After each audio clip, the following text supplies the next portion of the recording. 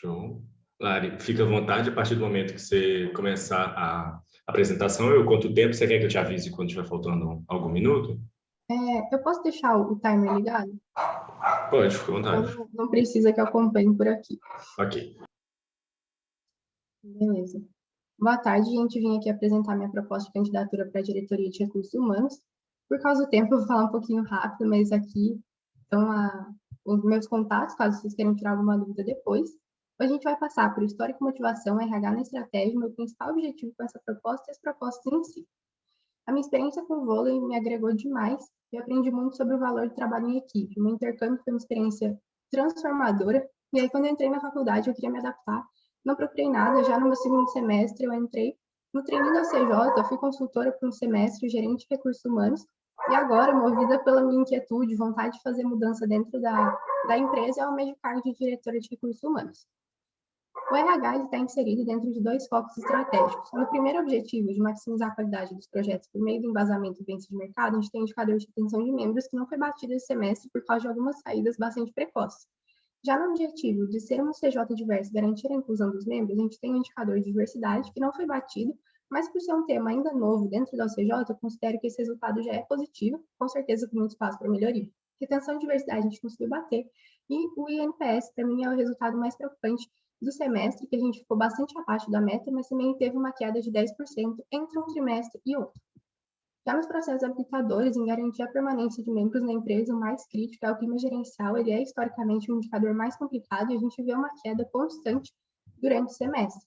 Quando a gente fala de garantir a diversidade e inclusão, o INPS de grupos minoritários, assim como o INPS geral, ficou abaixo da meta e, por fim, o processo de recrutar e treinar pessoas alinhadas ao perfil da empresa. Na realização de curso por membro, a gente também tem um resultado preocupante de 55% frente a 100%. É algo para a gente ter bastante atenção. A área de treinamento em company não foi batido, mas é um resultado que a gente consegue lidar com maior facilidade. E a eficiência do programa trainee ficou 20% abaixo da meta, mas isso muito decorrente de algumas decisões na hora de aprovar as pessoas que seriam os novos trainees. E aí, meu principal objetivo com essa proposta é melhorar a experiência do membro dentro da OCJ, pautado na nossa visão, na nossa missão, desculpa, no fato dos membros serem aquilo que faz a CJ existir e acontecer, com base em alguns resultados no formulário que eu rodei para entender sobre sobrecarga e motivação. Falando sobre a motivação, os novos membros eles estão menos certos de continuar no CJ, que em curto período deles de desenvolvimento também afeta a nossa estratégia, e essa queda brusca no INPS mostra que a gente tem bastante a melhorar a experiência. A jornada das pessoas que estão na CJ começa um processo seletivo, passa pelo programa trainee, até ter uma nova jornada dentro da efetivação. E um fator muito importante em toda essa vivência é a diversidade. E aí, começando a falar das propostas dentro das pessoas já efetivadas, tem muitas práticas de home office que a gente pode implementar, como redução dos tempos de reuniões, a consolidação da própria jornada dos membros, estabelecer uma janela de disponibilidade, bloquear o horário de almoço, definição de focus time entre equipe para que as pessoas consigam produzir. E junto a isso também, alterar a comunicação interna do WhatsApp para o Slack, especialmente para haver uma separação de vida pessoal e profissional. Um tema que é recorrente e aparece toda empresa é a sobrecarga, e é uma cultura que exige bastante trabalho, ainda que seja de uma forma um pouco intangível. E quando a gente pergunta como a sobrecarga é tratada na empresa, a gente vê que o resultado de normalizado, mas algumas pessoas preocupam, ele é assustador entre membros não diversos e pertencentes a grupo minoritário, mas ainda mais quando a gente fala de pessoas pertencentes a grupo minoritário, o que impacta bastante no nosso objetivo de ser mais diverso e ter membros retidos por mais tempo. E aí, com isso, eu proponho a mensuração da carga horária, com o objetivo de compreender a alocação real de horas dos membros através de dados e atuar de uma maneira mais assertiva. Então, os membros registrariam sua distribuição de trabalho durante o período, a gente consegue agir voltando de forma mais assertiva, voltando para o problema e ter impactos sistêmicos na empresa. Falando um pouquinho de processos internos que são afetados pela ausência de GRHs e que são importantes, então, para que eles não se percam, eu espero consolidar o uso da plataforma RepMira, identificar uma nota crítica por lá e acompanhar e atuar os resultados, fazendo esse acompanhamento dessa forma. E para o reconhecimento, otimizar o tempo da reunião, assim como as outras, guiar os reconhecimentos eu mesma, caso eleito, e se não for possível, auxiliar o gerente de projetos para que eles tenham preparo para fazer isso. E falando de desenvolvimento de membros além da execução de projetos, a gente pode pensar em capacitações e no núcleo.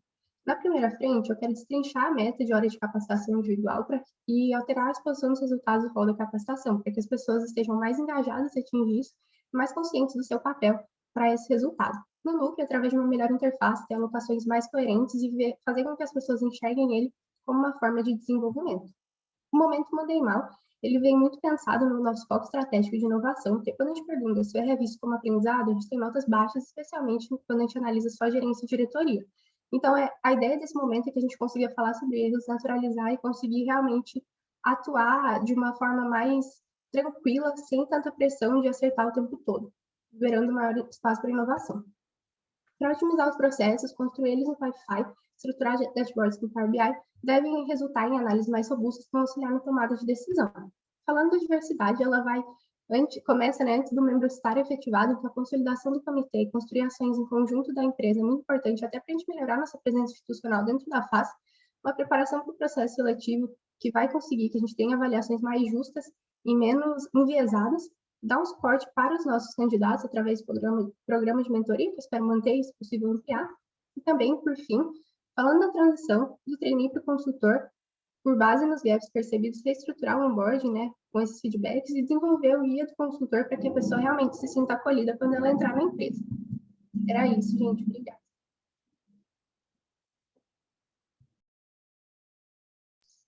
Boa. Lari tinha 6 minutos para usar, ela usou 5 minutos e 43 segundos, então 17 segundos serão revertidos no tempo de resposta. Eu vou compartilhar a tela agora. Marcos, só enquanto você compartilha, vocês estão ouvindo a obra aqui ou não? Que eu posso pôr o fone se tiver, mas... Muito pelo pouco, menos a Lari. mim não está incomodando não, Lari. Acho que você pode continuar assim mesmo. Qualquer coisa, mexa as cabecinhas aí para eu colocar meu fone e mudar. Beleza.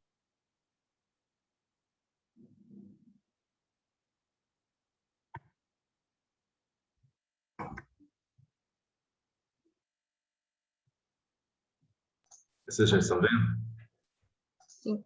E aí, só lembrando, Lari, você tem 30 segundos para ler e 2 minutos para poder responder. Você quer que eu te avise quando estiver faltando 30 segundos?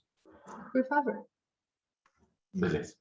Então, vamos começar pela pergunta do Conselho, né? Sabatina de RH, perguntas do Conselho Administrativo. Primeira pergunta do Conselho.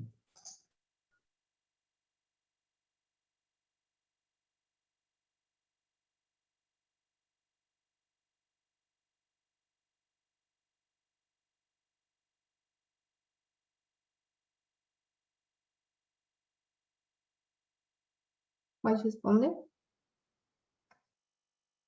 Tá. Eu concordo que é um questionamento bastante interessante para a gente pensar. Eu acho que a gente não tinha uma jornada de desenvolvimento dos membros estabelecida e foi que a gente buscou com a iniciativa estratégica de jornada dos membros e é importante que ela seja consolidada e implementada, né, para que todos os membros tenham consciência. E em relação a superar maiores desafios, e o segundo tópico de o time pouco empoderado para assumir maiores responsabilidades, eu entendo que as nossas lideranças elas têm bastante poder para ter novas responsabilidades e fazer coisas diferentes quando elas encontram espaço, mas consultores acho que ainda têm, em alguns momentos, medo e incerteza de onde eles podem atuar ou não, e aí eu acho que entra muito na formação de lideranças que a gente pode atuar para melhorar e ter um desenvolvimento ainda maior e as pessoas que têm ideias conseguirem colocá-las em ação. E entendo que a mudança de cultura nas EJs ela é algo até natural, não necessariamente ruim, mas alguns pontos eu acho que é difícil a gente manter ela com essas mudanças de gestão, com o fato de a gente estar em home office. E essa dificuldade, para mim, tem formas de atuar, como, por exemplo, dentro do endomarketing, a gente mostrar coisas que a gente valoriza enquanto cultura e trazer os membros também mais próximos, ver o que eles sentem falta, como que eles podem atuar de forma a sentir parte dessa cultura dentro da UCJ também. Ok. Segunda pergunta do Conselho.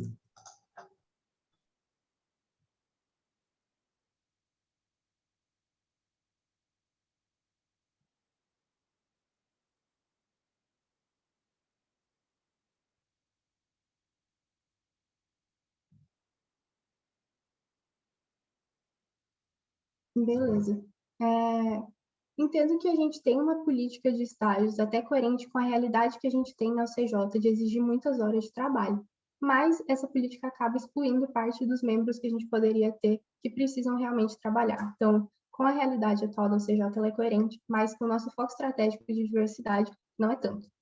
E eu acho que isso pode ser alterado, mas é algo bastante complexo de ser pensado, porque não é algo que só o RH tem que atuar. A gente tem que pensar em esse membro, ele vai executar projetos, sim ou não, ele vai executar como um membro inteiro, ou ele vai ter uma carga horária menor. Acho que essa é uma discussão bastante longa. Mas o que eu vejo em relação à questão salarial é a gente pensar em continuar o auxílio que pode ser oferecido, mas também acompanhar esses membros com maior proximidade para entender a real necessidade deles, se eles vão precisar de um auxílio financeiro, se eles precisam de um estágio, como que a gente consegue alocar as necessidades deles financeiras e de desenvolvimento dentro da empresa, que às vezes eu acho que a gente não faz tão bem, porque a gente tem, em alguns momentos, a necessidade que a pessoa se dedique exclusivamente ao CJ.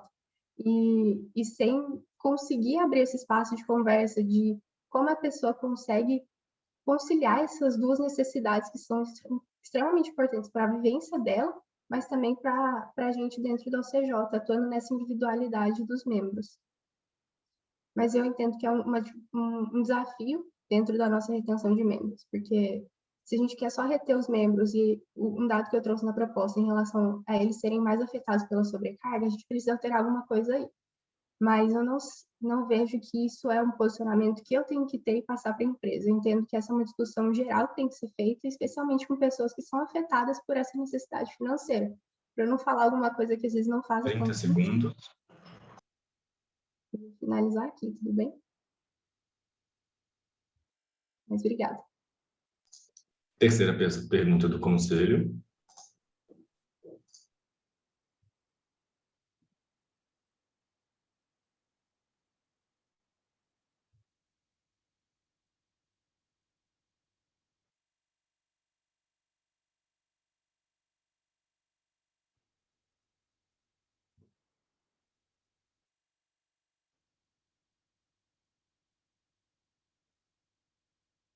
Certo.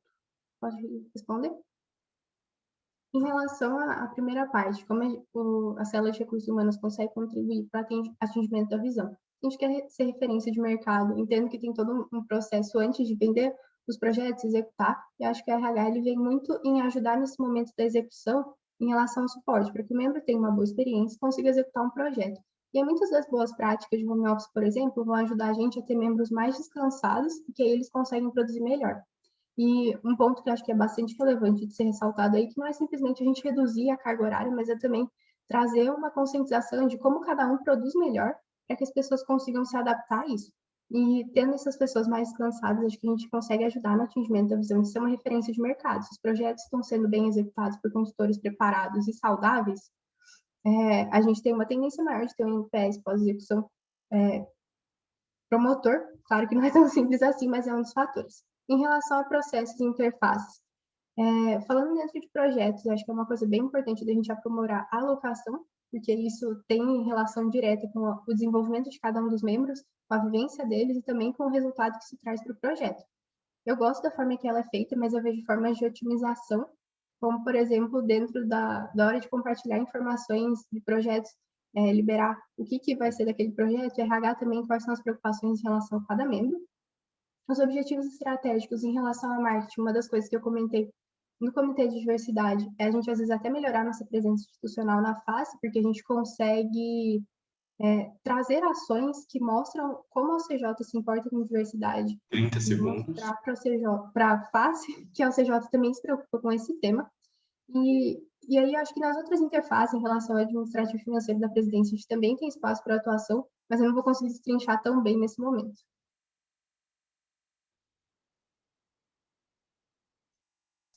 Okay. Agora a gente vai para as perguntas da diretoria.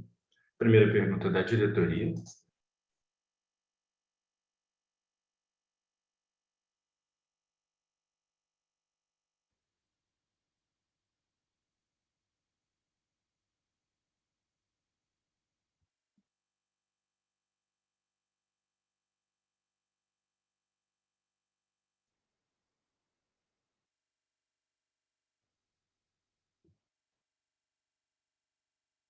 Tá.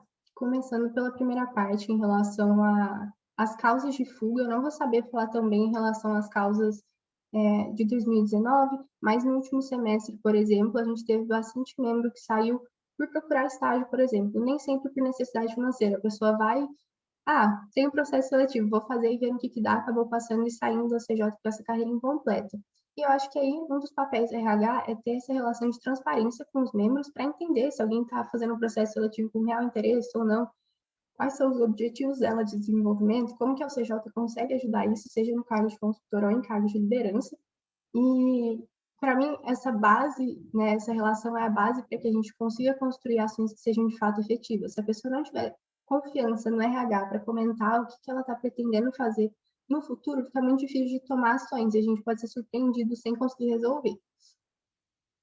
E falando um pouquinho agora da segunda parte da pergunta, eu entendo que o impacto do incentivo ao cargo de consultor ele é muito positivo, porque os membros eles têm uma vivência maior executando projetos, eles entendem bastante a realidade, eles conseguem ter conhecimentos em diferentes áreas. Mas, considerando a ausência de um processo seletivo para novos membros, isso também teve alguns impactos negativos, então as pessoas ficando mais tempo, nem todos os cargos foram ocupados, mas, assim, talvez se essas pessoas não tivessem ficado tanto tempo, a gente não teria gerentes hoje. Então, são impactos positivos e negativos que eu vejo como bastante articulados. De modo geral, é muito positivo. A gente só tem que pensar em como que a gente estrutura o processo de recrutamento e seleção como um todo para 30 segundos. garantir que a gente tenha membros executando projetos, mas também almejando cargos de liderança após esse desenvolvimento com a execução de projetos. Ok. Segunda pergunta da diretoria.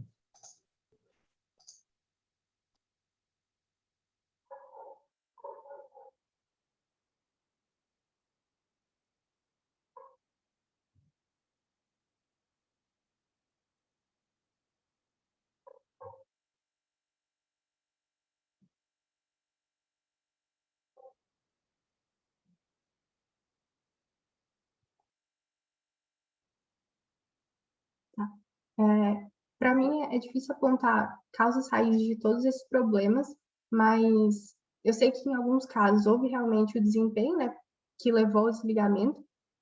Agora, em relação às pessoas serem eleitas em terceiro edital e alguns cargos não serem ocupados, eu vejo isso muito como a relação que a UCJ tem com a formação de liderança. A gente muitas vezes espera um membro demonstrar interesse para apresentar para ele como que é o processo seletivo, como que é uma sabatina ou processo de preparação, e, além disso, esses processos podem parecer um pouco assustadores.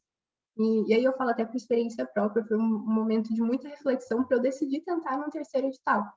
E talvez, se a gente tivesse uma formação de liderança mais efetiva, a gente conseguiria tornar essas pessoas mais suscetíveis a abraçar esses desafios antes de chegar em momentos mais críticos, como agora que a gente não tem, por exemplo, nenhum gerente de recursos humanos. Como atuar para resolver? Eu acho que aí a gente consegue agir de mais de uma forma, mas falando novamente do endomarketing. Acho que apresentar quais são as funções de cada cargo é algo bastante interessante para que todo mundo saiba, e não só aqueles interessados, às vezes alguém não sabia muito bem qual era a função, quando descobre que gosta. Então, apresentar as funções do cargo e também como são os processos seletivos para a gerência, qual é a função de uma sabatina, como que ela funciona. Eu acredito que isso dá uma tranquilidade maior na hora de você escolher o que você quer fazer. Porque a partir do momento que você escolhe, a CJ e os membros, eles oferecem muito suporte, muito apoio, tiram qualquer tipo de dúvida que você tiver. Mas para chegar nesse momento, às vezes a gente tem alguns desafios. E eu entendo que a gente 30 consegue atuar segundos. nisso. Tá. Eu entendo que a gente consegue atuar nisso dessa forma que eu falei, mas a formação de liderança também, pensando nas lideranças já existentes, de se vulnerabilizarem um pouco, de mostrarem momentos que elas não são perfeitas e tornar mais tranquilo, de certa forma, o processo de você querer uma gerência e diretoria. Mostrar que você, claro, precisa estudar, se dedicar, mas você pode ir para um novo cargo e cometer erros também. Acho que isso tira um pouco da pressão. Tempo finalizado. Terceira pergunta da diretoria.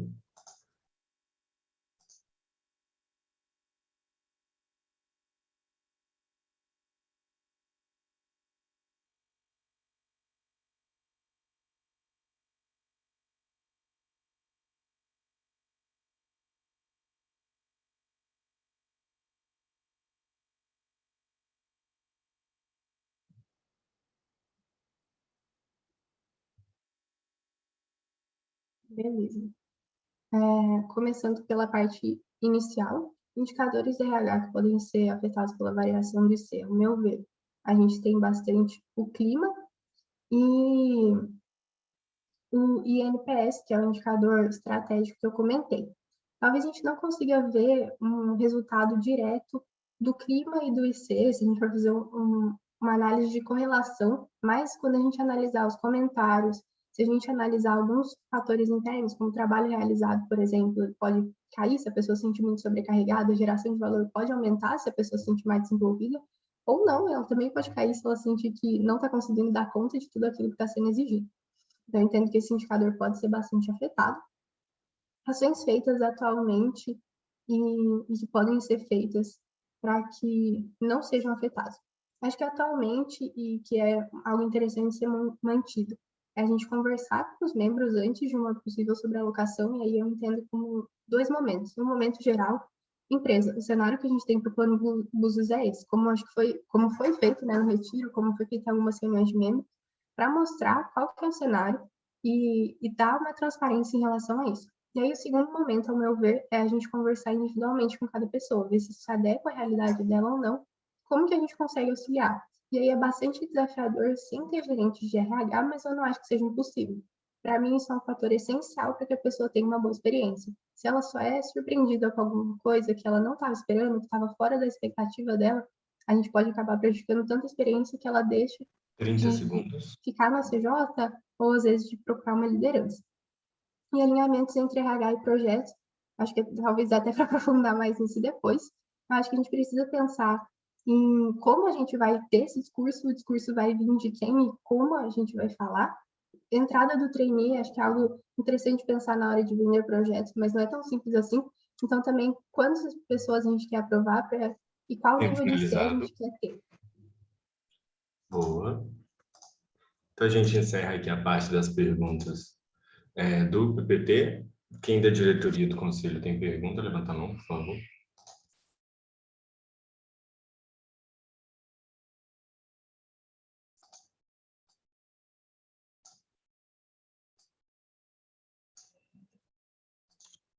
Só um minuto, deixa eu só compartilhar a tela.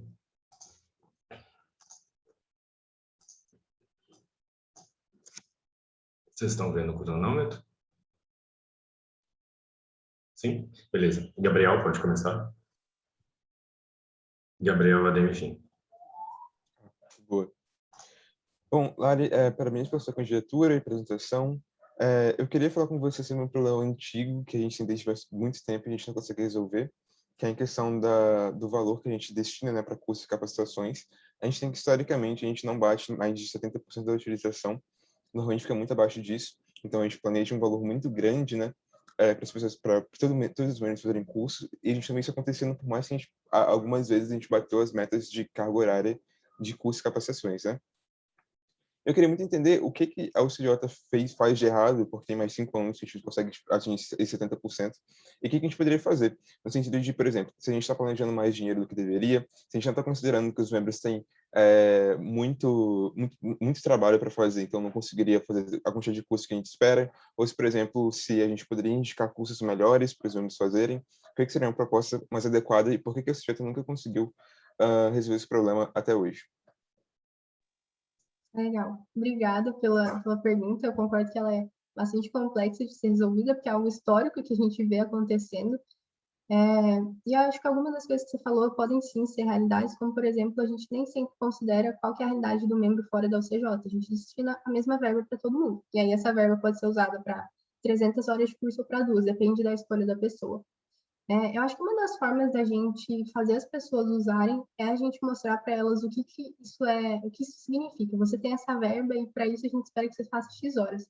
Pensando que você pode gastar essa verba toda em um curso e às vezes fazer outras coisas de graça, ou gastar em cursos menores. Eu acho que isso é um incentivo, porque torna as pessoas mais conscientes de qual que é o papel delas dentro desse indicador. Não é só o RH chegar lá e bater, que a gente precisa da colaboração dos membros, mas também, na hora de entender a realidade, a gente vê que pode ser que tenha algum membro que vai fazer mais curso que o outro, só que isso não significa que a gente não vai estimular a outra pessoa a fazer um curso. Às vezes ela vai fazer algum que seja mais específico para o problema que ela está enfrentando, para um novo desafio que ela vai lidar.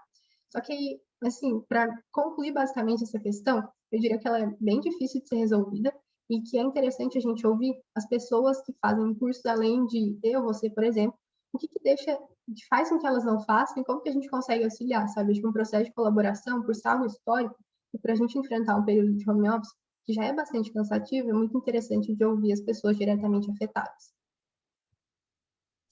Obrigado. Boa. Lari, eu não vou te avisar quando estiver faltando 10 segundos, não. Mas aí, se você começar a passar do tempo, eu venho te avisando, tá? Só para você não perder o raciocínio. Bom, e Juan, lembra de contar os 35 minutos. Mariana, pode fazer sua pergunta? Oi, Larissa, parabéns pela proposta sabatina. Você comentou na sua proposta um pouquinho sobre o processo seletivo e eu gostaria de saber, de forma prática, quais ações você acha necessário tomar no recrutamento e na seleção para a gente alcançar e selecionar as melhores pessoas e mantê-las o máximo de tempo possível dentro da empresa, principalmente no que tange a diversidade. Beleza, obrigada. De forma prática, eu tenho algumas ideias, mas eu volto naquilo de construir com gente que também teve vivências de processo seletivo. Então, pensando no recrutamento, eu acho que a gente precisa continuar sendo bastante transparente quanto a isso, e aí, voltando em algumas discussões de retiro, pensar se faz sentido a gente ter uma meta tão alta ou se a gente quer ter uma meta de pessoas mais interessadas. E aí, acho que entra numa coisa prática a ser construída, é o processo como um todo. Quantas pessoas a gente quer recrutar e como que a gente quer que seja esse funil de recrutamento, quantas pessoas a gente quer no trainee, quantos membros novos a gente vai precisar no fim do processo para relacionar até com os indicadores de projetos. Então, isso é uma coisa que eu acho que dá para ser trabalhada dentro de diretoria de forma prática. E aí, pensando também na hora de preparar. Na UCJ, acontece muito rápido, a gente chega, tem um processo seletivo rolando, se avalia, claro que procurando não enviesar suas respostas, mas a gente não tem um momento de estudar sobre. Então, se a gente olhar para o calendário e procurar um momento de estudo antes, como que eu vou analisar viés inconscientes e repensar os processos de avaliação, e às vezes até contando com a ajuda de antigas assessoras se estiverem dispostas, para a gente tornar eles mais livres de viés e mais justos com a diversidade. Não sei se eu respondi todas as partes, se tiver faltado alguma coisa, também estou super aberta para a gente conversar mais sobre isso. E aí eu acho que é isso no primeiro momento. Luísa. Oi, Larissa, parabéns pela candidatura e pela apresentação. Eu quero fazer uma pergunta que é duas em uma. Então, eu acho que o primeiro ponto está falando sobre o trainee, que a gente teve trainees, né, nesse último ano aí, que foram realmente desregulados um pouquinho no timing que eles foram feitos, e hoje a gente está colhendo um pouco os frutos, né, desse trainee. E aí, frente a isso, eu queria entender duas coisas. Primeira, se você acha que é melhor ou não a gente ter mais pessoas no trainee, porque tendo mais pessoas, talvez a gente poderia aprovar mais, e no futuro a gente teria mais pessoas propensas a cargo de liderança, ou se não, se faz mais sentido a gente ter menos mesas que são melhores, ou se a gente pode ensinar elas no trainee, se faz sentido ou não. E depois, o que você pensa para a gente fazer como programa de estimulação de lideranças? Porque eu acho que, principalmente, no primeiro semestre a gente já teve problemas, agora nesse segundo eu acho que a gente tem tendência de ter problemas maiores ainda. Isso eu acho que a gente precisa ter planos práticos para a gente conseguir combater essa questão. E eu queria saber também o que você pensa sobre isso. Beleza. Obrigada pela pergunta. Para a primeira parte, eu não acho que a resposta tenha que vir só de mim, mas falando aí a minha opinião, acho que a gente tem que olhar isso que eu falei para a Mariana, de analisar o processo como um todo. Se a gente vai precisar de mais membros, pensando no que a gente conhece, de histórico de formação de liderança e de necessidade de membros para assumir esses cargos, talvez faça sentido a gente ter um corpo tático, um corpo operacional maior. E aí, falando na realidade desse semestre, eu acho que a gente precisa realmente conversar, caso eleito, quanto diretoria, do que a gente quer desse trainee. A gente quer todos os trainees aprovados, a gente quer o mínimo de desistência possível, como que a gente quer atuar nesse cenário? E aí, falando na formação de liderança, a gente já tem essas pessoas dentro da empresa. Em ações práticas, além do que eu comentei, da gente apresentar para elas quais são os cargos e como que é o funcionamento, acho que vem também de uma atenção um pouco mais individual, de lideranças conversarem um pouquinho com os membros que a gente às vezes acha que pode ter um perfil, às vezes a pessoa tem um medo, e entender quais são os objetivos dela de desenvolvimento. E às vezes, por ter uma vivência e ter um contato com pessoas que estão em cargos de liderança, falar, você quer se desenvolver nisso? Pode ser que esse cargo seja bastante interessante, você já pensou? Não como uma forma de pressionar, de forma alguma, que acho que isso pode ser prejudicial, mas realmente apresentando essa possibilidade e mostrando como isso pode ser benéfico para ela, mas também agindo no processo interno dos cargos de liderança, de como eles conseguem ficar menos cansados, e aí incentivar as pessoas a quererem isso também. Obrigada. Boa. Larissa, vou fazer minha pergunta agora. Primeiramente, parabéns pela apresentação e pela candidatura. Eu acho que, vindo como GRH, acho que você deve ter conhecimento de que, acho que o grande desafio do RH, pelo menos em que diz respeito ao clima, é em relação a os membros se sentirem reconhecidos. Eu acho que tipo, o RH está sempre propondo coisas novas e o reconhecimento vem sempre como um problema. Eu, particularmente, sou um pouco crítico ao reconhecimento da UCJ, que eu acho que diversas vezes a gente banaliza ele ao mandar um mandou bem, por exemplo, por um gerente que fez uma reunião com um cliente, sendo que isso é o mínimo do cargo dele. E eu queria saber, tipo, como que você acha que o RH pode atuar de forma prática, assim, para que a gente resolva esse problema de reconhecimento, que é sempre recorrente, e que não banalizemos as coisas que são feitas, porque a minha sensação, por exemplo, a gente faz algo e tem que mudar porque já ficou banalizado e tem que estar sempre reinventando, acho que dá até mais trabalho para o próprio RH. Eu queria saber se você pensou em algo e como atuar frente a isso. Beleza. Acho que tem sim espaço de atuação, mas talvez essa não seja a minha resposta mais completa possível, Marcos. Então, falando um pouquinho do Mandou Bem, eu concordo que em alguns momentos a gente valoriza algumas coisas que são funções naturais do cargo, e aí acho que uma das ideias quando a gente implementou a culture era que o Mandou Bem ficasse um pouquinho mais estruturado. Para mim ainda precisa haver uma mudança cultural de como que eles são passados, né? Tem aí uma dica de estrutura, mas nem sempre ela é tão seguida. Para mim a gente consegue reforçar isso e mudar um pouquinho a forma que eles são estruturados para o reconhecimento vir disso. E uma outra coisa, num curso que eu estava fazendo recentemente, eu estava entendendo sobre como as pessoas se sentem reconhecidas. Quando alguma criança vai e tira uma nota muito boa e a pessoa parabeniza pela inteligência versus parabenizar pelo esforço, pela dedicação, acaba que quando a gente parabeniza as pessoas pela dedicação que elas colocaram naquele resultado, os resultados futuros tendem a ser melhores. E eu acho que tem um cuidado muito grande da gente valorizar o esforço, mas não necessariamente um esforço, às vezes, sem sentido, né? O esforço indo para o local certo e reconhecendo as pessoas que estão fazendo alguma coisa diferente. Mas, como eu falei no começo, essa não é a resposta mais completa de todas, porque eu acho que esse tema não foi assim, a minha prioridade na hora de pensar as soluções, ainda que eu entenda ele como bastante importante para o RH e para a empresa como um todo. Beleza, obrigado. Juan? Oi, Lari, parabéns pela proposta e pela candidatura. O INPS, ele é coletado via formulário e nos últimos trimestres foi reparado que a coleta foi feita em dias muito próximos do clima, além de se observar também uma certa semelhança entre ambos os formulários, no sentido de algumas perguntas mesmo. E aí eu gostaria de saber de você como que você enxerga essa associação entre os resultados, ambos caindo do primeiro para o segundo trimestre, e se tem alguma coisa que você pretende fazer assim para poder tirar um pouco dessa semelhança, sabe? Dessa associação que pode surgir entre clima momentâneo e NPS, que é do valor, no caso, agregado do OCJ. Obrigada. É, eu acho que essa questão é bem relevante quando a gente pensa até mesmo no clima. Algumas respostas tendem a vir com base na semana e não no mês. Então, isso é um grande desafio.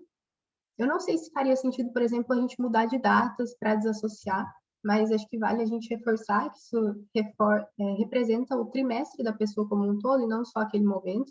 Isso é algo que eu acho que a gente já vem fazendo, mas que não teve todos os efeitos possíveis. E aí eu acho que outra coisa que entra também, a gente tem uma tendência de queda do clima semestralmente, porque as pessoas durante o semestre elas vão ficando mais cansadas. Então, a gente diferenciar esses dois formulários, assim, isso é como você está nesse mês, e esse aqui é como que foi a geração de valor, que foi até o que você apontou, pode ajudar. Não resolve, porque é uma coisa bastante difícil de você analisar os seus 3 meses com base em um formulário, mas por ser um indicador bastante estratégico, eu acho que a gente precisa passar o significado dele para as pessoas e está bastante disposto a solicitar dúvidas, até porque de um trimestre para o outro houve diferença na forma que ele foi mensurado, né? O primeiro só teve algumas perguntas e o outro, depois de uma orientação com uma pessoa da RH da ELO, ficou bem mais amplo, né? Mais completo. Então, talvez essa mudança não tenha ficado tão clara para a pessoa de o que esse indicador significa, por que ele está tão grande de repente. Acho que a gente tem bastante espaço para atuar nesse sentido.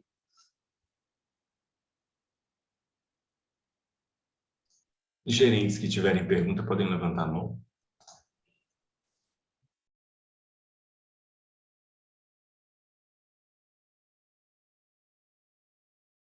Pablo, pode começar. Boa tarde, Lai. Parabéns pela candidatura, parabéns pela proposta. E na sua proposta você propôs que a gente migrasse a nossa comunicação interna para o Slack. Mas a nossa comunicação externa continuaria no WhatsApp, né? Porque envolve cliente, orientador, enfim, outros stakeholders no geral. E pensando nisso, eu queria entender um pouco mais a fundo o porquê da proposta e trazer o questionamento se o problema de fato é a plataforma que a gente está usando ou se são os limites de uso dessa plataforma. Beleza, obrigada. Acho que essas ponderações que você trouxe, eu pensei muito antes de decidir se eu ia colocar essa proposta ou não. Então, e também se eu esquecer algum pedaço da sua pergunta, pode me interromper e eu complemento, tá? Mas em relação à mudança, eu entendo que tem sim problemas na forma que a gente usa a ferramenta, só que são problemas bastante sistêmicos e culturais. Então, eu entendo que seria mais fácil, não sei se mais fácil, mas mais inteligente a gente mudar, que aí as pessoas conseguem agir da forma que elas compreendem ser mais coerente, mas também sem impactar diretamente a vivência de outros membros. Então, e aí na hora de pensar em se valeria a pena, mesmo tendo grupo com cliente, mesmo tendo orientação, eu procurei perguntar para gerentes, para consultores, para pessoas que lidam com isso sobre essa questão. E em vários momentos foram levantados pontos positivos e negativos. O bom é de ser prático, de estar tudo no mesmo lugar, mas o ruim é que as pessoas nunca conseguem descansar, elas não se desconectam. E é muito difícil eu, por exemplo, falar, Pablo, não mande essa mensagem em tal horário, porque isso depende de você e não de mim. E aí, mudando para uma outra ferramenta, esse poder fica mais em mim. Eu vou ver essa mensagem agora ou eu vou ver ela depois. Com certeza tem desafios, mas eu entendo que vale a pena. Acho que eu não respondi todos os pontos, então se você quiser complementar ou me perguntar depois para eu mostrar pontos positivos e negativos dessa sugestão, eu posso aprofundar mais. Eu tenho isso bem certinho. Tranquilo, depois a gente volta, não, porque não vai dar tempo. Mas obrigado. Sofia Generoso, pode perguntar. Ei, Lari, parabéns pela sua proposta e candidatura. Eu queria completar até o que você estava respondendo aí para o Pablo, e a pergunta dele, com relação a mais assim, quais desafios que você enxerga pensando na implementação para essa mudança, para essa plataforma, pensando que eu acho que já tentaram, né, implementar, acho que até o Slack, se eu não me engano, uma vez, e engajaram e todo mundo parou de usar, e se a gente for pensar até no Discord também hoje, pouca gente usa ou ninguém usa, né? Também não sei, eu pelo menos não uso. Assim, quais desafios você percebe para essa implementação e aí, se você enxerga, se, por exemplo, caso a gente realmente venha a aderir, seria uma coisa obrigatória? Como é que você pensa? Legal, obrigada. Com certeza, eu enxergo bastante desafio para essa implementação, mas como eu falei para o Pablo, para mim é algo que vale a pena. E aí o principal desafio, ao meu ver, é a adesão inicial, porque a gente está muito acostumado com o WhatsApp ser muito prático, ser muito simples para a gente utilizar. E aí eu acho que uma das formas de relacionar com isso é a adesão das lideranças a uma nova plataforma. E aí você perguntou se seria algo obrigatório ou não. Eu entendo que seria obrigatório em todos os momentos possíveis. Então, por exemplo, para você conversar com o cliente na hora de vender um projeto, não seria possível. Então, em cargos que isso não é possível e dentro do grupo do projeto com o cliente não dá. Mas a gente migrar 90% da comunicação já tem bastante benefício. E aí tem o desafio das pessoas não se acostumarem a ser algo diferente, mas eu acho que esses desafios, eles são menores do que os benefícios que a gente pode vir a enxergar a partir dessa implementação. Porque aí a gente conseguiria ter algo que é realmente focado para a vida profissional, separado por assuntos, e uma implementação para ela não ser como a última foi, que realmente não deu certo, né? Acho que a gente precisa ter essa adesão das lideranças e conversar com as pessoas que talvez não queiram, entender um pouquinho do que e mostrar a plataforma, porque a gente não gosta porque é algo diferente que a gente nunca tentou. E por ser algo que a gente nunca tentou, pode ser que essa implementação tenha falhas no processo, que eu entendo que é natural, mas que a gente, enquanto equipe da UCJ, consegue superar em prol de ter uma vivência melhor dentro da empresa. Ok, obrigada. Stephanie. Boa tarde, Larissa. Parabéns pela proposta e pela candidatura.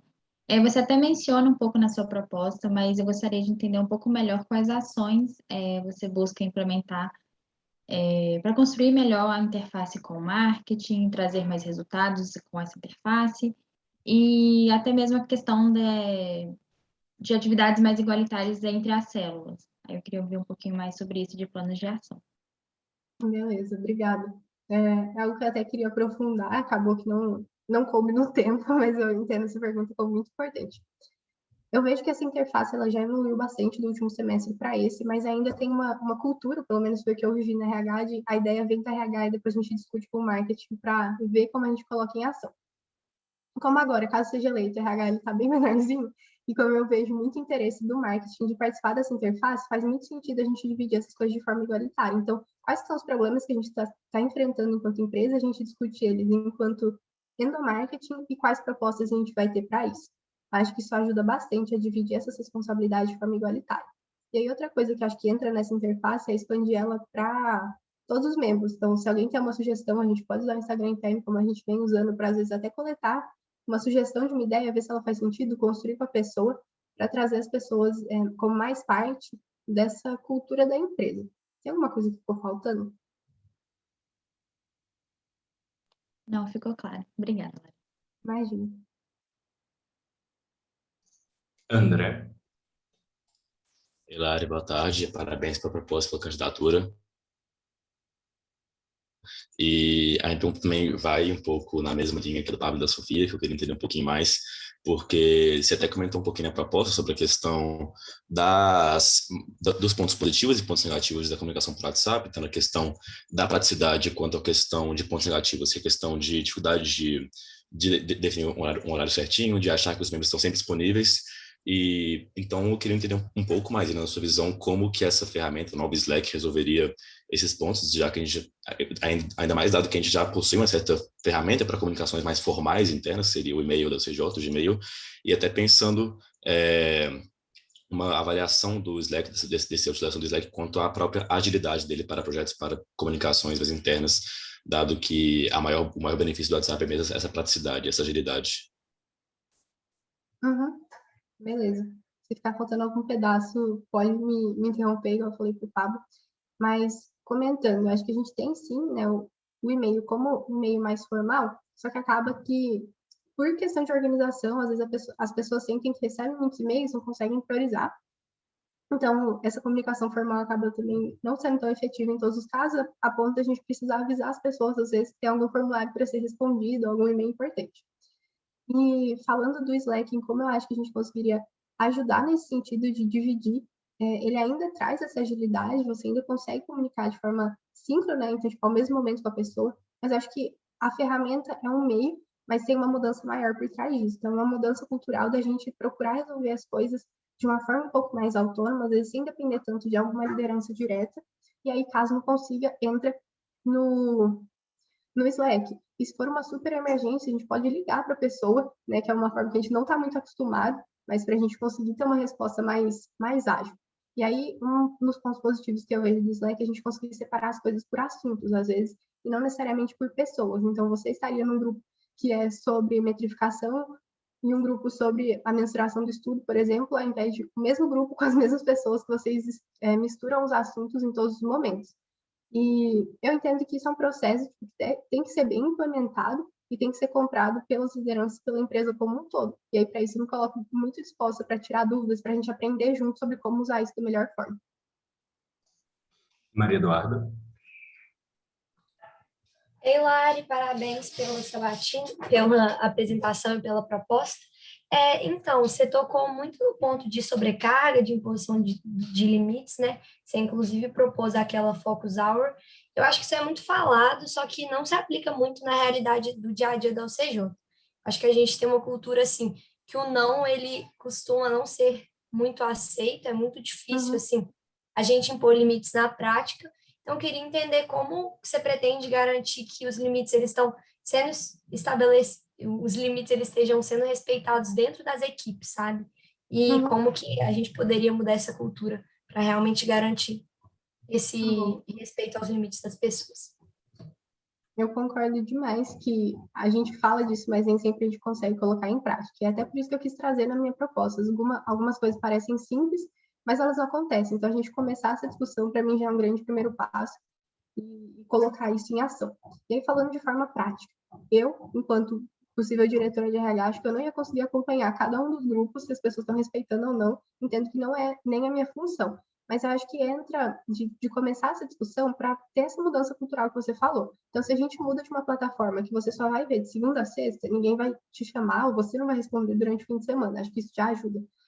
A mesma coisa vale para os horários de trabalho, em relação à mudança de plataforma, mas em relação a falar não, acho que vem muito da gente entender que a gente pode falar não, e aí é uma missão bastante difícil para uma cultura que acaba valorizando o cansaço. Então, muito das propostas que eu trouxe foi para a gente conseguir começar a entender que a gente ser um bom profissional não significa falar sim para tudo o tempo todo.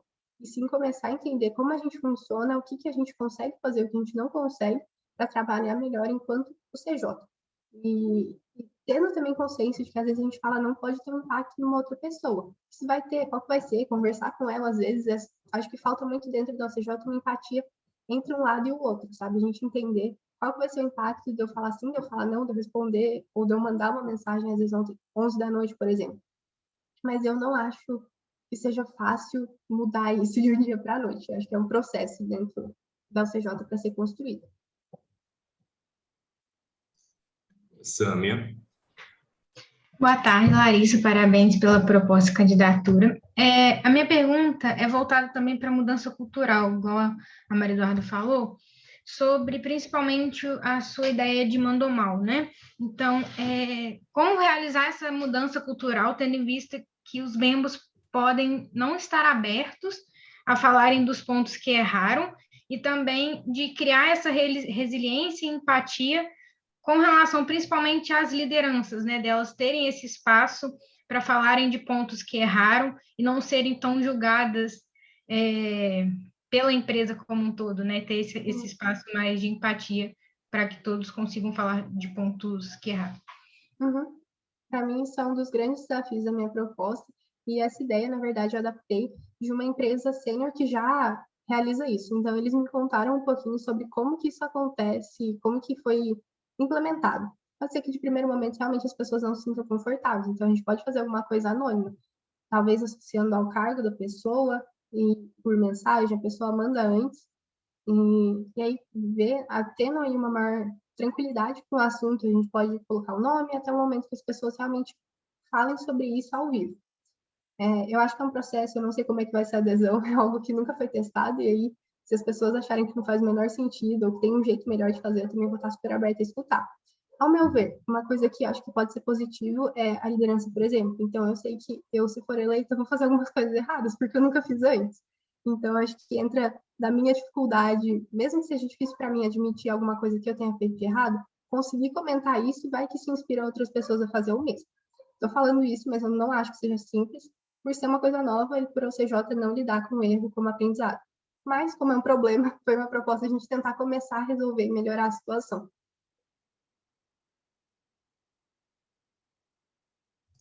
Algum gerente mais tem pergunta? Não? Consultores que tiverem pergunta podem levantar a mão. Diogo. Oi, Lari, boa tarde. Então, parabéns pela proposta, pela candidatura. Então, contextualizando, a gente vê que na pandemia tem uma série de problemas atrelado ao afastamento do time, a falta de integração e sentimento de equipe mesmo. Então, eu queria que você avaliasse criticamente as atuais medidas que foram feitas para promover a integração do time e até um pouquinho de gamificação, se você conseguir entrar nisso, e propusesse coisas que podem ser feitas no futuro. Beleza. Se eu não abordar algumas partes da sua pergunta, me fala. Mas, pensando no último semestre, acho que a gente teve poucas ações de integração para a empresa como um todo, e as que a gente teve, elas foram efetivas em alguns momentos, mas não para a empresa como um todo. Então, as pessoas que têm mais liberdade, mais facilidade, um perfil um pouco mais extrovertido, no geral, elas lidam melhor com essas integrações e acabam conseguindo aproveitar mais. E tudo certo, cada um tem uma personalidade, mas acho que pensando em ações que podem ser feitas, e uma coisa que eu não aprofundei tanto na proposta, mas que eu penso, é ter essas integrações que favoreçam as pessoas a agirem em grupos menores. Então, a única integração que a gente teve por meio do Icebreaker foi bastante elogiada, porque todo mundo conseguiu conversar com pessoas em grupinhos menores. Acho que isso é algo que, na hora de construir integração, a gente pode pensar. Você falou de gamificação, né? Também. Isso é uma coisa que eu não pensei, mas eu sei que com a sua experiência no CAR, talvez você esteja na central, né? Você consiga conhecer algumas coisas novas, se você tiver ideias que acha que funciona para o CJ, a gente pode pensar. como trazer elas para a realidade.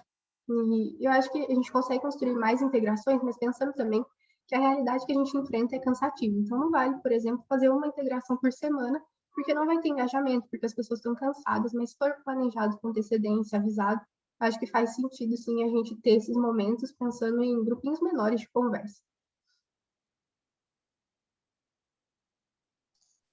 André Ferreira. Lari, boa tarde. Parabéns pela candidatura, pela sua proposta. Eu queria saber de você qual que você considera ser o papel das lideranças da OCJ no problema da sobrecarga percebido na empresa e como que você pretende trabalhar com elas para solucionar ou mitigar esse problema. Beleza. Para mim, essa pergunta é muito importante, mas também muito difícil de responder. Então, eu acho que o papel das lideranças em relação a esse tema, primeiro de tudo, é reconhecer que talvez não seja o mais saudável a gente assumir como natural os gerentes, os diretores terem que trabalhar por tanto tempo. E reconhecendo isso, a gente começar a repensar alguns processos. Acho que dentro do RH, no último semestre, a gente conseguiu fazer um pouco disso, e entendo que essa ação é bastante difícil, porque se a pessoa já está sobrecarregada com o que ela faz no dia a dia, como é que ela vai mudar alguma coisa? Mas eu vejo que um passinho de cada vez a gente consegue melhorar. Então, é um papel da liderança para mim, é reconhecer isso e também alinhar as expectativas com os outros corpos da empresa. Então, se o operacional está falando que ele vai trabalhar 4 horas por dia, a gente tem que deixar essa expectativa alinhada, porque pode ser que 5 horas para ele represente uma sobrecarga, para um diretor talvez não.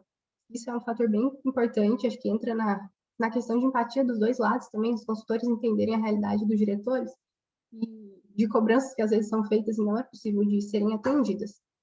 Eu não sei se respondi todas as partes da sua pergunta. Se você tem algum plano de ação para trabalhar com elas, para solucionar esses problemas. Não tenho tempo suficiente. Eu acho que as propostas dizem isso, mas não tem algo específico. Só corrigindo, Lara, você tem 20 segundos a mais, é porque eu esqueci de zerar o cronômetro quando o André perguntou, desculpa. Aí você tem 20 segundos. Beleza. Eu não tenho um plano de ação específico para lideranças, como a gente age pela sobrecarga, mas acho que as boas práticas, se as lideranças conseguirem implementar, já é bastante positivo, porque pode ajudar. E começando, por exemplo, do RH, tem muitas coisas operacionais que a gente consegue melhorar. Entendendo um pouquinho mais de outras células, acho que isso pode ser melhorado. Perfeito, obrigado. Eduardo.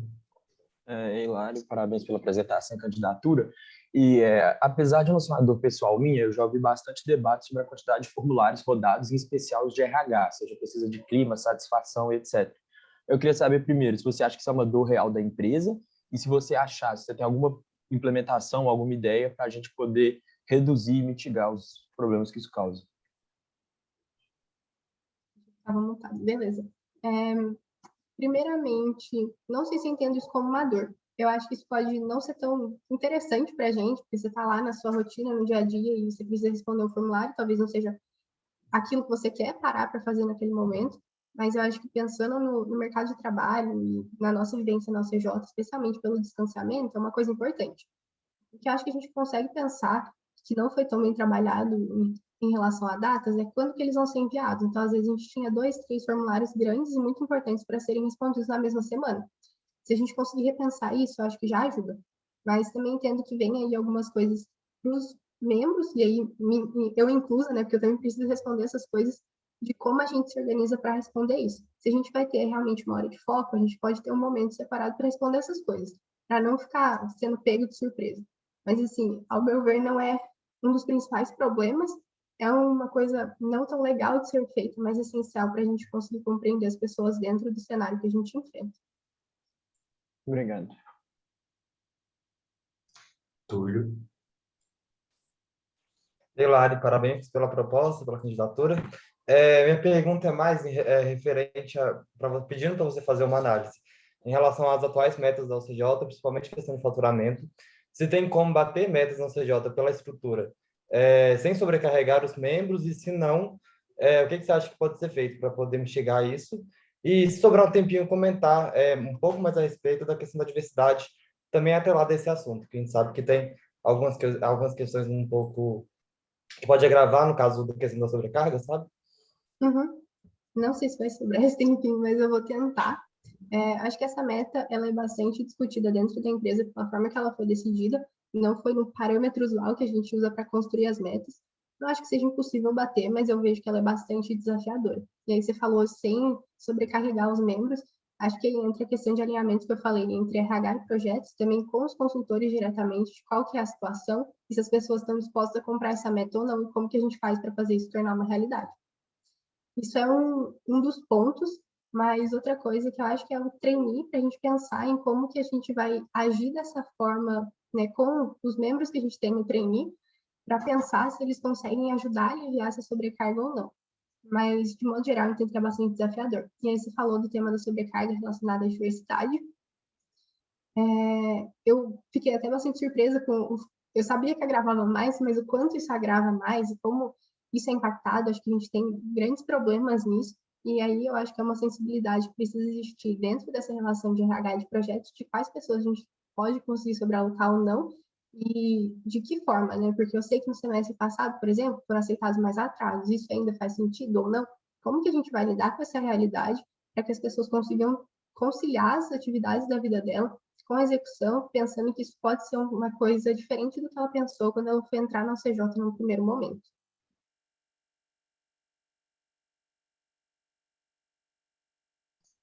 Gabriel. Hilari, parabéns pela sua candidatura e pela sua proposta. Quanto à presença da OCJ no MED, como você avalia a sua participação no grupo de embaixadores do Núcleo Central e que uso você vai fazer dele para trazer melhorias para a nossa empresa? Beleza.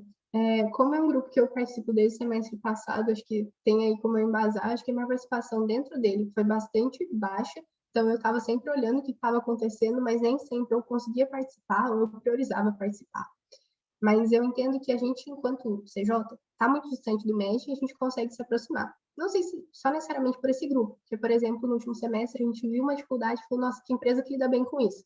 E a gente foi lá e fez um bench. Acho que a minha função, por essa inquietude de querer melhorar as coisas, de ver como o MED, como um lugar que a gente consegue aprender coisas que às vezes estão fora do nosso ponto de vista, é de manter esse tipo de pensamento, de vamos crescer. E aí, aproveitando agora que a CJ tem pessoas dentro da central, relatar os problemas, às vezes, para quem está lá e falar, tem esse grupo, eu não sei muito bem como é que eu uso, começar essa conversa com alguém que talvez entenda mais sobre o assunto do que eu, porque eu não consegui aproveitar ele tão bem. Foi muito mais, eu acho que, de enquanto o CJ, a gente apresentar coisas do que a gente pegar novas práticas. O Rap Mirror, por exemplo, saiu de um bench, mas não tiveram outras coisas que a gente utilizou por meio desse grupo. Eu respondi ou ficou ainda um pouco? Não. Beleza.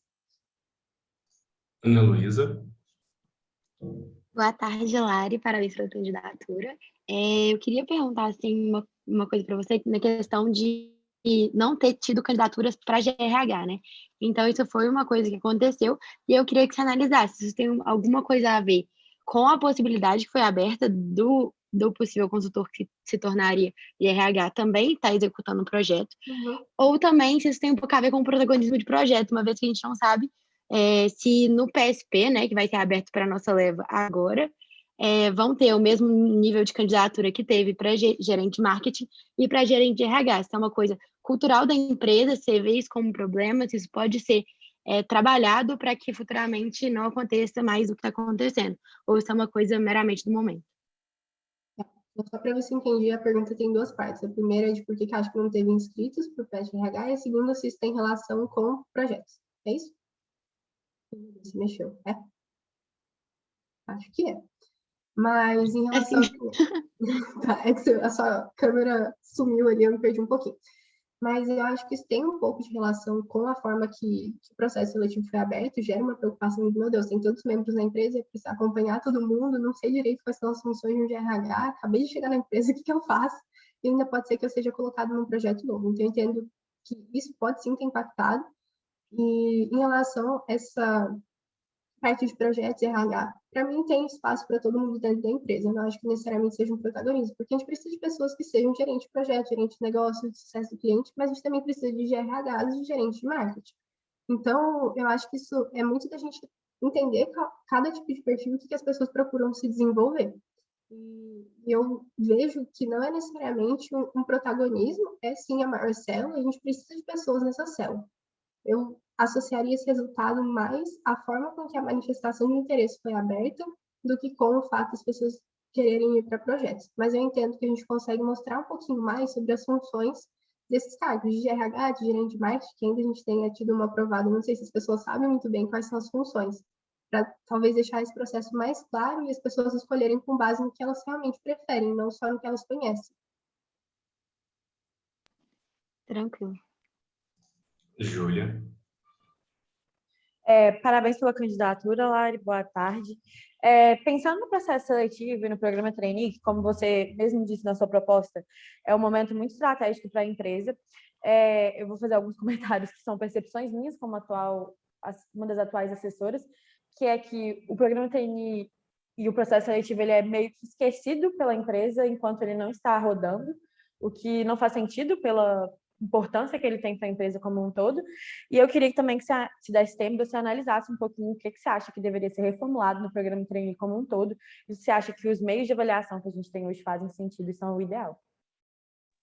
Essa parte da avaliação é só para o trainee ou no processo seletivo também? Acho que para os dois. Tá. Eu concordo com o que você falou, que ele acaba sendo esquecido até que chegue o momento, e aí por isso que eu espero que a gente consiga se preparar com maior antecedência. Em relação ao que eu acho que a gente tem que repensar no processo seletivo, não sei se a gente precisaria necessariamente repensar as etapas, mas a forma que a gente avalia elas, então as planilhas acabam sendo não muito fáceis de preencher, elas geram confusões que a gente sabe que acontecem há pelo menos 2 semestres, que foram os processos seletivos que eu vivenciei. Então, mexer nisso, se a gente identificou o problema, vamos pensar nele um pouquinho antes. E aí, para a avaliação também ser mais justa, eu acho que é interessante a gente ter um preparo sobre o que são viés inconscientes, como que eles afetam e como é que a gente pode atuar em cima disso. E aí, para isso, como eu não sou a pessoa que maior detém esse conhecimento, a gente pode procurar orientações sobre esse tema, por exemplo, pessoas que já participaram da UCJ que têm um conhecimento sobre isso.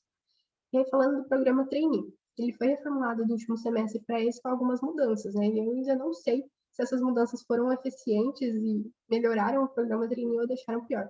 Eu acho que isso é uma coisa que, caso seja eleita, eu, você e a Giovana, a gente precisa trabalhar bastante em conjunto quais estão sendo os efeitos, né, por vocês terem vencido o último e estarem auxiliando nesse, para a gente conseguir construir meio que durante esse trainee já qual vai ser o calendário do próximo para ele ser melhor ainda do que o atual. Obrigada. Ana Laura. Oi, Lari, boa tarde. Primeiramente, parabéns pela candidatura.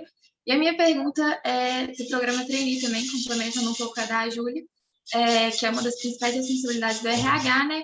Eu tive um choque muito grande quando eu saí para o período de alocação da realidade de um trainee para um consultor. Eu não sabia o que era um simulado, o que era um kickoff, assim, sentia dificuldade em entender que eu posso ter um diálogo com o cliente, né? Que não é aquela coisa engessada que a gente fala, que 10 minutos seguidos e depois tem uma série de perguntas, senti muito esse choque.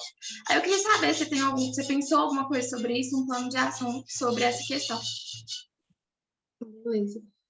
Eu acho que as últimas 2 coisas que eu comentei na apresentação, né, em relação a melhorar o período de onboarding e o guia do consultor, são as principais propostas em relação a isso.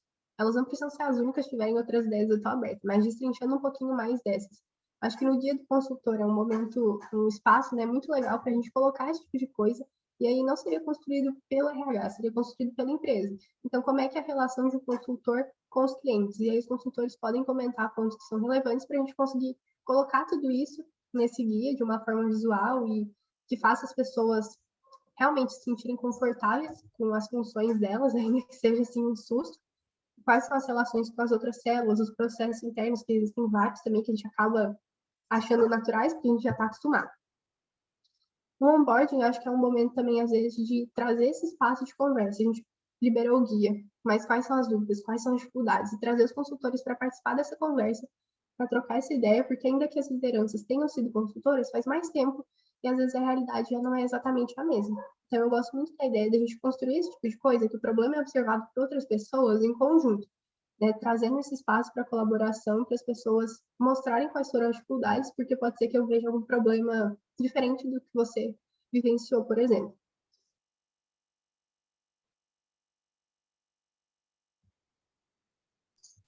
Giovana. Boa tarde, Lari. Parabéns pela sua candidatura, pela sua proposta.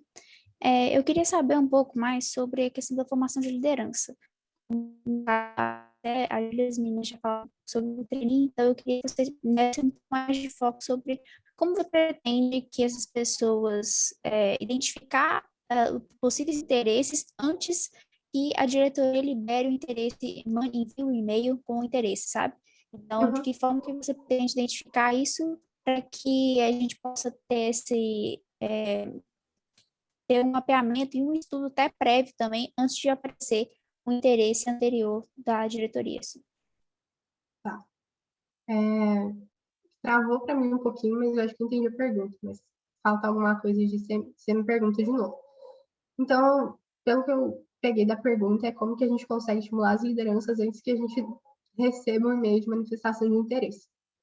Eu acho que isso vem muito do que eu comentei, de entender os cargos, mas também seria um pouquinho, acho que, do papel do gerente de RH, que no momento a gente não tem, de entender o que a pessoa quer desenvolver, o que ela pensa e fazer espaço de amizade, de abertura mesmo, para trocar uma ideia sobre o que faz sentido para aquela pessoa ou não. E aí, uma outra coisa que eu acho que também é interessante, a gente ter uma transparência em relação às datas. A gente tem elas no calendário tático, mas não é alguma coisa que as pessoas têm o costume de olhar no dia a dia, a não ser que elas já tenham interesse e queiram procurar. Então, talvez a gente trazer alguma coisa. Eu recebi mensagem na internet instável, vocês estão me ouvindo? Tá, só tá um pouquinho atrasado. Então, talvez trazer um pouquinho antes o que vai acontecer no semestre, quais processos seletivos vão ser abertos, mais ou menos quando, e se colocar aberto para tirar dúvidas. Eu não acho que isso solucione por completo, mas é alguma coisa. E aí eu reforço que eu já falei em algumas outras perguntas, que se as pessoas tiverem percepções do que falta e do que pode ser feito, eu também estou super aberta para a gente escutar, para conversar e desenvolver alguma coisa, às vezes até melhor em conjunto. Mas de primeiro momento é isso que eu penso. Obrigada. Pessoal, evitem mandar mensagem, tá? Clara, pode fazer pergunta. Oi, Lari. Parabéns pela apresentação e pela proposta. Muitos membros falam sobre a questão da sobrecarga, né, e da normalização da sobrecarga, e também da quantidade de reuniões que a gente tem. E aí, na sua proposta, você comentou sobre reduzir o tempo das reuniões. E aí eu queria entender melhor como que seria feito, assim, seria mais uma otimização desse tempo, ou o conteúdo seria passado de alguma outra forma, e não somente em reuniões mais longas, assim. Eu acho que seria, na verdade, uma combinação das duas coisas, e como isso é uma mudança um pouco cultural e exige que a gente altere a forma que a gente faz as nossas coisas atualmente, não é nada simples e não é algo que eu vou conseguir ter o controle por completo. Mas em relação ao ponto de otimizar, acho que realmente seria otimizar o tempo, pensar que se todo mundo que está na reunião precisa estar, às vezes um gerente, por exemplo, não precisa estar naquela reunião, se a pessoa não for agregar muito, por que ela não faz uma outra coisa nesse mesmo tempo? Em relação a como a gente passa as informações, eu acho que a gente tem muito uma tendência de priorizar essa comunicação síncrona, que é entrar numa reunião para resolver um problema. E se a gente alterar para uma plataforma que seja assíncrona e começar a entender o que é esse modelo, como que funciona, eu acho que a gente tem aí um ganho bastante interessante. Procurar resolver de forma assíncrona, se não for possível, se realmente tiver uma necessidade de uma reunião, aí a gente marca uma reunião. Para marcar uma reunião, uma coisa que eu acho que é interessante é a gente ter claro qual que é o objetivo dela, com o que eu quero sair, quais são as pautas, mais ou menos. Claro que a gente pode ter ideações colaborativas menos estruturadas, mas essa estruturação prévia de qual é o objetivo da reunião, eu entendo que ajuda bastante a gente a conseguir construir uma reunião mais produtiva, que as pessoas saem felizes de terem participado. E aí até estou procurando me capacitar sobre isso para conseguir passar esse tipo de conhecimento para vocês e tirar dúvidas e fazer com que isso aconteça na empresa como um todo. Obrigada. Bom, Juan, quantos minutos a gente tem? 5 minutos e 40 segundos. Beleza. Quem da diretoria tem pergunta? Eu vou começar, enquanto os diretores vão levantando a mão lá. Eu vou voltar num comentário que a Júlia fez ao se referir ao trainee, de que a empresa para pensar no trainee só quando ele está prestes a começar. Eu acho que isso não é um problema apenas do trainee, eu acho que isso é um problema de todo e qualquer processo que a gente tem dentro do OCJ. Um deles que eu vejo claramente é no que diz respeito à diversidade. Todo retiro de membros a gente discute sobre diversidade, toda sabatina a gente fala sobre diversidade, mas na prática a gente sempre espera que o comitê de diversidade resolva as coisas.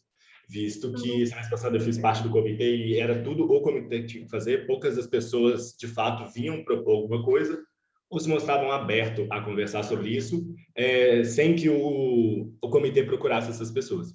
E aí eu queria saber que, assim, caso eleita, como que você acha que, tendo o RH um dos responsáveis pela diversidade da empresa, né, principalmente no que diz respeito aos indicadores, como que você acha que a gente pode fazer para trazer mais a OCJ para dentro dessa discussão e não ficar só, de fato, pontos específicos quando há essas reuniões para a gente focar em diversidade ou não e trazer algo realmente para o dia a dia da empresa? Tá. Para mim, essa questão é extremamente importante, mas foi um dos desafios que eu observei na hora de montar a proposta, porque com todas as pessoas que eu conversava, o tema é super importante, eu não sei como atuar em cima disso. Então, acho que a primeira coisa é que realmente é um desafio e eu não tenho a resposta totalmente pronta. Mas, ao meu ver, a gente provavelmente vai ter que ter uma nova eleição, né, de representantes do comitê, e acho que é legal as pessoas entenderem um pouquinho mais do que é o comitê, como é que funciona, o que acontece, porque eu, enquanto parte da RH no último semestre, eu não tinha isso tão claro. Eu sabia que as ações surgiam, eram construídas dentro ali, mas eu não sabia exatamente quais eram as responsabilidades. Então, acho que falar um pouquinho de como foi a experiência no último semestre, o que as pessoas que foram representantes pensam para o futuro desse comitê é interessante. Para ver se a gente consegue pessoas que às vezes estão interessadas, mas não sabem quanto que isso vai ser exigido delas e se elas têm a capacidade, por exemplo, para participar desse comitê. Eu acho que apresentar as funções é legal. E, além disso, eu acho que a gente identificar um pouquinho de quais os problemas que a gente está tendo e trazer essas conversas não só em um momento que o problema já estourou, mas a gente vê alguma coisa sendo construída, a gente sabe que vai ser difícil, por exemplo, conseguir reter pessoas diversas na CJ, a gente começar a trazer essas discussões antes de, por exemplo, o indicador de retenção de diversidade ser tabulado, sabe? A gente trazer essas coisas um pouquinho antes. Para mim, isso entra em organização e priorização. Não é fácil, porque às vezes surgem muitas coisas novas e isso acaba sendo despriorizado, mas para mim é bem importante, é possível de ser feito. Perfeito. Gabriel? Boa. Lari, eu queria voltar um pouquinho em relação às datas e toda a situação de vacância que a gente está atualmente, porque eu acho que, principalmente de gerência, a vacância atual que a gente tem é muito pautada no desencontro em relação ao FMG, né, o calendário a gente adequou o calendário da FMG e no calendário do mercado, e assim, isso acabou sendo um processo que não ficou muito decidido a data certinha. Então, eu queria te perguntar, mais na sua opinião mesmo, se você vê que isso foi feito de forma errada, a gente ter se vinculado ao FMG e não ao mercado, e queria saber se você conhece os motivos pelo qual a gente desencontrou, né, o processo de trainee com o período normal de começar no começo e na metade do ano. Então, a pergunta é, tipo, qual o motivo que isso aconteceu e se você concorda com essa alteração ou não? Beleza. Com o fato da gente estar com as datas diferentes, eu não acho que seja o principal problema. Eu entendo que o fato de a gente não ter tido um trainee, né, quando era previsto, é um problema maior, porque a gente vê as consequências até esse presente momento, né, de não ter gerentes, de ter tido um número muito pequeno de consultores no início do ano. Então, acho que isso foi problemático, eu não concordo com essa decisão, mas eu entendo que as pessoas que tomaram ela, quando tomaram essa decisão, entenderam que era o mais interessante. As motivações, pelo meu entendimento, né, pode ser que tenha mais dentro disso. Em relação ao número de consultores que a gente já tinha e como que a gente ia lidar com novos membros chegando tão cedo e como que isso ia realmente lidar, afetar a empresa como um todo. Pode ser que tenha mais, se tenha, eu não vou saber te dizer, mas eu acho que a partir de agora é importante a gente tentar e voltar regulando esses calendários e entendendo que não faz sentido a gente pular um processo seletivo, porque isso tem impactos por mais de um ano, é a gente não deixar isso acontecer novamente, aprender com uma coisa que já aconteceu. Pode ter alguma coisa? Eu queria saber, tipo assim, por que a gente fez isso? Por que foi tomada essa decisão de desvincular? De desvincular os calendários? Eu imagino que tenha sido porque a gente não sabia exatamente como que ia ser, quanto que ia ser, e também pelo fato de a gente já ter muitos trainees, por exemplo, na nossa leva, que iam ser efetivados. Mas se tiver mais coisa, eu desconheço, e aí é um espaço para aprender também. Entendi. Obrigado. Juan, quanto tempo a gente ainda tem? 2 minutos e 40. Beleza. Mariana, pode perguntar. Larissa, eu queria que você avaliasse a relação da OCJ com feedbacks. Se você acha que a gente sabe dar feedbacks de forma efetiva, se a gente vai para o lado pessoal, profissional, e como fazer isso da melhor forma possível. Beleza. A resposta curtinha seria não, acho que a gente não sabe lidar da melhor forma com feedbacks. E é uma cultura que eu acho que a gente tem muito, muito espaço para melhorar. E entendo que muitas vezes a gente acaba levando para o pessoal e, ao meu ver, a gente traz uma capacitação no trainee sobre feedbacks e depois as pessoas têm feedbacks formais. A gente não mostra como é que a gente coloca o feedback no dia a dia. E eu acho que isso, por exemplo, poderia ser tema de um encontro ou poderia ser um conteúdo de alguma capacitação assim interna mesmo, porque não dá para a gente assumir que as pessoas já sabem se a gente vê esse problema. A gente rodou um formulário no semestre passado sobre a cultura de feedback, a gente identificou alguns problemas, mas a gente não priorizou resolver. Então, às vezes seria legal a gente entender isso, porque eu acho que a gente tem muito, muito espaço para melhorar, para a gente avaliar realmente o comportamento e não a pessoa e conseguir crescer por meio desses feedbacks. Obrigada.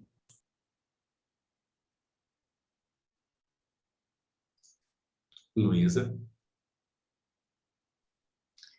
Boa tarde. Eu queria falar um pouquinho sobre o processo de alocação, porque você, como de RH, já participou desse processo aí por 6 meses e a gente esteve todo esse tempo aí juntos. E aí eu aqui falando como projetos, né? Você falou que acha que a alocação ainda não acontece da melhor forma. E eu acho que a gente teve um tempo convivendo lá, a gente teve algumas oportunidades de melhorar. E eu acho que, assim, pensando no meu ponto de vista e do Pedro, assim, né? Eu acho que a gente achava que fazia sentido, que a gente conseguia ter bons outputs, só que pelo que você falou, talvez pelo lado do RH não faria tanto sentido, né? Eu queria entender o que você acha que ainda pode ser melhorado e como que isso pode ser feito, e também pensar o impacto que você acha que melhores ou piores alocações podem impactar na experiência do membro dentro do CJ. Beleza. No geral, eu acho que a gente teve, sim, ótimos resultados. Claro que a gente errou em alguns momentos aí, normal, mas eu acho que a gente teve bons resultados. Eu não sei se a gente fez isso da melhor forma. Então, para mim, algumas reuniões, por exemplo, a gente poderia deixá-las mais curtas. Ao invés do padrão ser 1 hora, a gente tem um padrão como meia hora, um padrão como 45 minutos, pensando na rotina, né, de diretores de projetos, que já é bastante cheia de reuniões e de outras obrigações.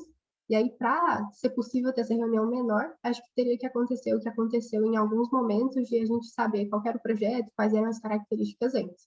Eu sei que nem sempre isso é possível, e aí vocês até falaram, não tem como, mas quando for possível, acho que isso tem que ser priorizado para as coisas já chegarem mais encaminhadas, ter uma discussão realmente de faz sentido ou não, porque essas alocações elas têm impacto na vivência da pessoa dentro da UCJ.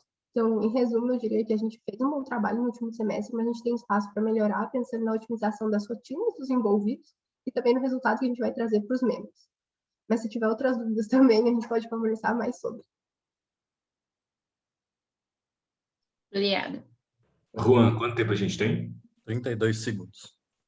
Algum gerente tem alguma pergunta que dá para ser respondida em 32 segundos?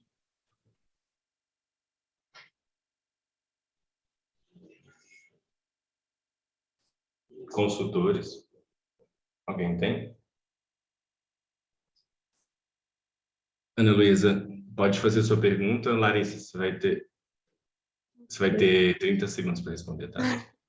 Claro, eu nem sei se vai dar tempo de responder, e eu nem sei se é muito incumbência do RH, mas, tipo assim, eu tava conversando com os meninos do Retiro, inclusive, quando a gente teve uma discussão, e aí foi quando eu descobri que o preço da hora, né, do projeto, não contabiliza a hora do gerente de RH e das outras pessoas que trabalham na empresa, que não as pessoas da saúde de projetos que estão, de fato, executando. E eu queria saber, assim, a sua posição realmente quanto a isso. Você acha que é coerente? Você acha que isso valoriza o trabalho das outras pessoas que estão por trás? Ou se isso realmente é coerente e faz assim, jus ao que é a proposta da empresa? Não é algo que eu consegui responder em 30 segundos. Acho que essa discussão ela envolve também outros diretores, outros gerentes. A minha visão é que isso é um processo já cultural da UCJ. Eu não acho que isso desvaloriza o trabalho dos outros profissionais, é realmente o modelo da UCJ, mas eu não sei se tem outras EJs que acabam valorizando e qual que seria o impacto disso na hora de fato. Acho que tem outras pessoas que vão saber falar mais sobre isso. Mas, com a iniciativa de mensuração das horas, por exemplo, acho que é uma discussão que pode surgir se faz sentido ou não e quais seriam os impactos completos disso. No primeiro momento, eu não tenho a resposta para você. Tempo finalizado.